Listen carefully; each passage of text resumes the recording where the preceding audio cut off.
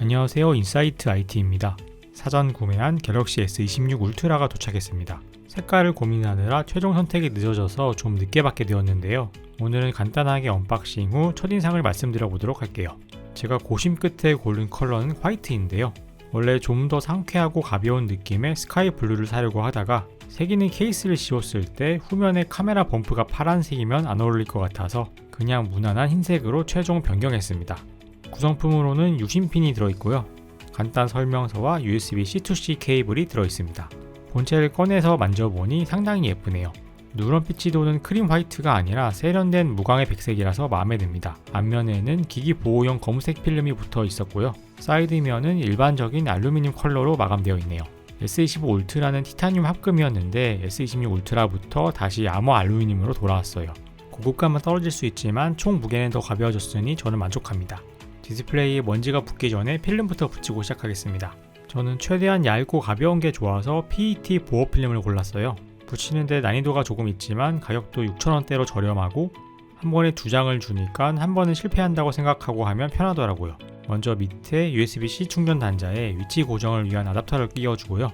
아답터 구멍에 맞춰서 보호 필름을 끼워서 위치를 가늠한 뒤 본체와 필름 부착면에 붙어있던 보호 필름을 떼어주면서 바로 부착합니다. 위쪽에 손잡이를 잡아서 위치를 고정하고 밀대로 아래부터 밀어주시면 돼요. 간혹 필름 안에 공기 기포가 남아있을 수도 있는데 밀어서 없애주고요. 이제 위쪽에 푸른 보호 필름을 벗기고 아답터를 떼어내면 완료입니다. 기포 없이 잘 붙인 것 같아서 남은 하나는 예비용으로 남겨두기로 했어요. 그럼 이제 전원을 켜주고 데이터를 옮길 차례인데요. 저는 기존에 메인폰으로 쓰던 갤럭시 Z 폴드 7에서 옮겨주도록 하겠습니다. 스마트 스위치 앱을 사용하면 기존 폰에 데이터를 옮기기 상당히 편해요. 케이블로 연결할 수도 있고 무선으로 할 수도 있는데 저는 그냥 무선으로 했습니다. 연락처랑 사진뿐만 아니라 앱들도 로그인한 상태로 넘어와서 편하더라고요. 물론 금융 앱들이나 일부 앱들은 새로 개인 인증과 로그인을 해야 합니다. 시간이 꽤 걸리니까 이 타이밍에 케이스를 씌워 볼게요. 제가 구매한 모델은 얇고 가벼운 폴리프로필렌 소재의 케이스인데요. 울트라에 새로 생긴 고속 무선 충전을 써보려고 자석 링이 있는 모델을 골랐어요. 포장은 비닐로만 간단하게 되어 있고요. 보호 필름이 앞뒤에 붙어 있네요. 좀 아쉬웠던 게 뒷면에 동그란 자석링 부분이 살짝 튀어나와 있어요. 자석링 자체는 안쪽에 있어서 떨어질 염려가 없기는 한데 손끝에 요철이 걸리는 게 좀 거슬리더라고요. 자석에 비해 두께가 워낙 얇아서 어쩔 수 없는 선택이었을 것 같습니다. 가장 중요한 무게는 16g입니다. 자석이 있는 걸 감안하면 상당히 가볍죠. 갤럭시 S26 울트라만 둔 본체 무게를 재어보면 217g이 나오네요. 스펙상의 무게는 214g인데 아마 PET 보호 필름이 3g 정도 추가된 것 같습니다. 케이스 착용은 PP 재질이 잘 늘어나는 재질이라서 어렵지 않습니다. 거의 케이스를 씌우지 않는 것처럼 슬림하고 가벼워서 좋네요. S펜은 왼쪽 아래에 구멍이 뚫려 있어서 뽑아서 쓸 수 있습니다. S펜도 본체 컬러와 같은 화이트라서 통일감이 있네요. 여기까지 초기 세팅을 모두 완료했는데요. 일단 바꾸자마자 바로 체감된 장점은 광활한 6.9인치의 디스플레이였어요. 기존에 쓰던 갤럭시 폴드는 내부 디스플레이는 크지만 막상 지하철에서는 공간이 좁다 보니 커버 디스플레이만 쓰게 되어서 실제로 많이 쓰는 상황 기준으로 사용 가능한 화면이 확 커져서 좋더라고요. 사실 지하철에서 폴드를 펴기가 옆에 눈치도 보고 쉽지가 않았는데 울트라의 바 형태가 아무래도 손에 쥐고 있기도 쉽고 이동 중에 훨씬 더 편하게 동영상을 감상할 수 있을 것 같습니다. 그리고 두 번째로 바로 체감되었던 것은 충전 속도인데요. 갤럭시 S26 울트라는 무려 최대 55W의 충전 속도를 지원하죠. 물론 기기의 온도나 상황에 따라서 충전 속도가 좀 느리게 나오기도 하지만 제가 기존에 쓰던 갤럭시 Z 폴드 7은 최대 충전 속도가 25W에 불과해서 체감되는 충전 속도의 차이가 엄청났습니다. 이 정도면 배터리가 모자라도 케이블에 잠깐만 끼워 놓으면 금방 꽉 차게 되어서 이제 폴드처럼 급하게 나갈 때 충전을 못해서 보조 배터리를 챙길 필요도 잘 없을 것 같네요.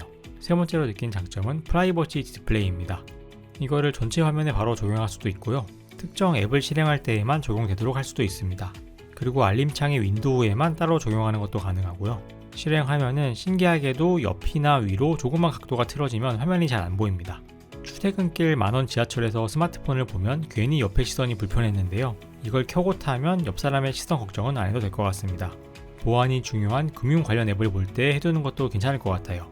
네 번째는 오직 갤럭시 S26 울트라에서만 사용할 수 있는 내장형 S펜입니다.